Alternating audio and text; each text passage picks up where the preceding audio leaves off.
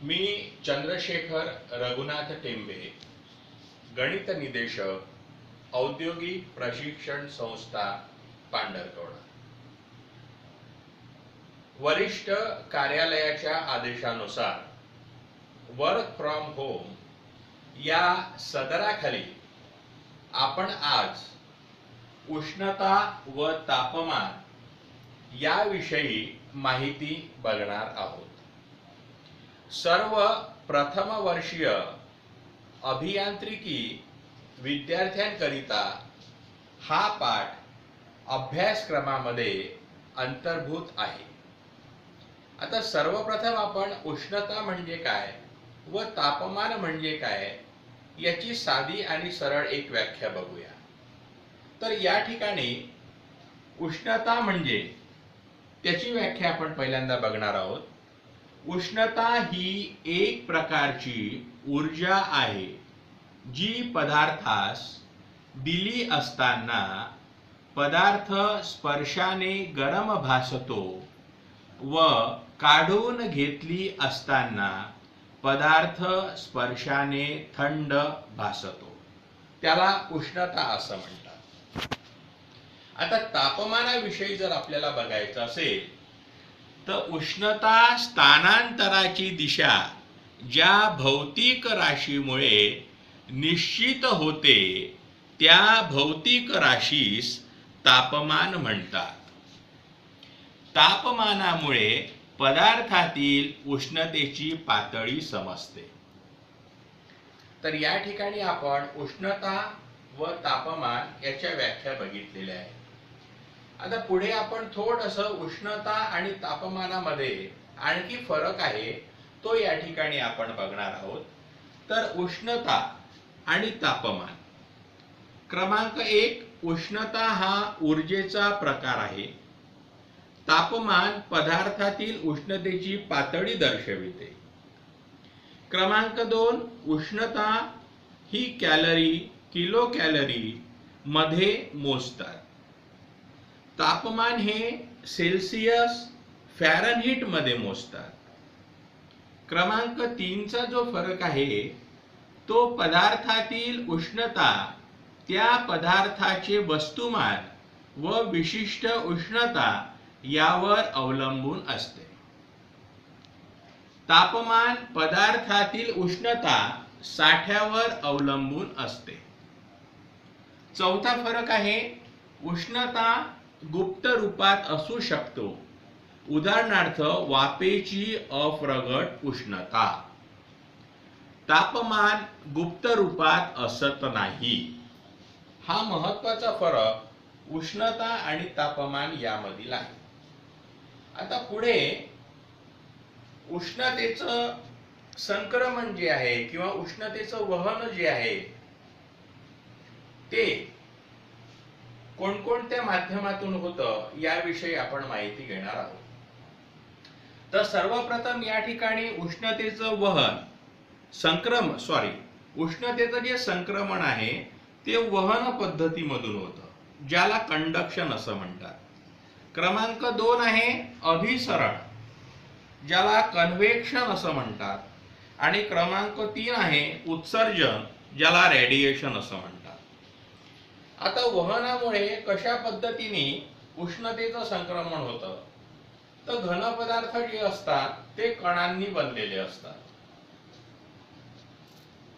त्या घन पदार्थामध्ये एका कणापासून उष्णता ही दुसऱ्या कणाला, दुसऱ्या कणापासून उष्णता ही तिसऱ्या कणाला ही जात असते. अशा प्रकारे समजा या वहनामध्ये उष्णतेचं संक्रमण होत असतं. आता याचं एक उदाहरण घ्यायचं जर झाल्यास तर एक सळई जर आपण घेतली तर त्या सळईवर मेणाचे जर आपण छोटे छोटे पॉइंट्स लावले आणि एका मेणबत्ती खाली जर आपण तो जो रॉड आहे तो जर आपण धरला तर सर्वप्रथम मेणबत्तीच्या जवळचा जो काही मेणाचा कण आहे तो तुम्हाला त्या ठिकाणी वितळताना दिसेल. कारण उष्णता ही त्या रॉड मध्ये कणामधून आता पुढे पुढे जात आहे, याला वहन असे म्हणतात. क्रमांक 2, अभिसरण म्हणजे कन्व्हेक्शन. कन्व्हेक्शन मध्ये द्रव पदार्थ जो असतो त्याला जेव्हा उष्णता आपण देतो त्यावेळेला ती गरम झालेले जे द्रवामधील कण आहे ते वरच्या भागाला येतात आणि वरच्या भागामधून जे काही थंड कण असतात ते परत खाली येतात. तर याचं छोटंसं उदाहरण जर आपल्याला बघायचं झाल्यास तर स्नान करण्यासाठी जेव्हा आपण गॅसवरती पाणी ठेवतो त्यावेळेला तुम्ही जर बघितलं असेल तर गरम झालेले जे काही कण आहेत ते वरच्या दिशेला येतात आणि वरील थंड पाणी हे खालच्या दिशेला जातं. अशा प्रकारे या ठिकाणी अभिसरण म्हणजेच कन्व्हेक्शन या पद्धतीद्वारे उष्णतेचं संक्रमण होत असतं. पुढे जर आपण गेलो तर उत्सर्जन म्हणजे ज्याला रेडिएशन असं म्हणतात, ती रेडिएशनची जी पद्धत आहे त्यामध्ये किरण स्वरूपामध्ये आपल्याला उष्णता मिळते. म्हणजेच उदाहरणार्थ सूर्यापासून मिळणारी उष्णता किंवा शेकोटी जवळ जर आपण बसलो तर आपल्याला शेकोटीपासून सुद्धा उष्णता मिळते. अशा प्रकारे आज आपण उष्णतेचं संक्रमण किती पद्धतीने होतं हे आपण बघितलेलं आहे. आता थोडंसं आपण मागे जाऊया. तापमान जे आहे तापमान मोजण्याच्या पद्धतीचा आपण या ठिकाणी विचार करूया. तापमान हे सेल्सिअस पद्धतीमध्ये मोजतात, फॅरनहीट पद्धतीमध्ये मोजतात, त्यानंतर केल्विन पद्धतीमध्ये मोजतात, रूमर पद्धतीमध्ये मोजतात. त्यापैकी आपण या ठिकाणी एक छोटंसं उदाहरण घेऊया. ते ब्लॅकबोर्ड वरती मी या ठिकाणी लिहिलेलं आहे. 65 डिग्री सेल्सिअसचे रूपांतर डिग्री फॅरनहीट मध्ये करा. तर आपल्याला या ठिकाणी सेल्सिअस मध्ये तापमान दिलेलं आहे आणि त्याचं रूपांतर फॅरनहीट मध्ये करायचं आहे. तर सूत्र आपल्याला वापरायचं आहे 9C बरोबर 5F वजा 160. 9 गुणिला 65 बरोबर 5F वजा 160. त्यानंतर 9 गुणिला 65 585 आणि पलीकडचे वजा 160 इकडे आल्यानंतर अधिक 160 होतात बरोबर 5F. एकूण दोघांची बेरीज 745 बरोबर 5F. 745 भागिला 5 बरोबर 149 फॅरनहीट. तर अशा पद्धतीने जर आपल्याला सेल्सिअस डिग्रीचं फॅरनहीट मध्ये रूपांतर करायचं असेल तर 9C बरोबर 5F वजा 160 या सूत्राचा वापर करावा लागतो.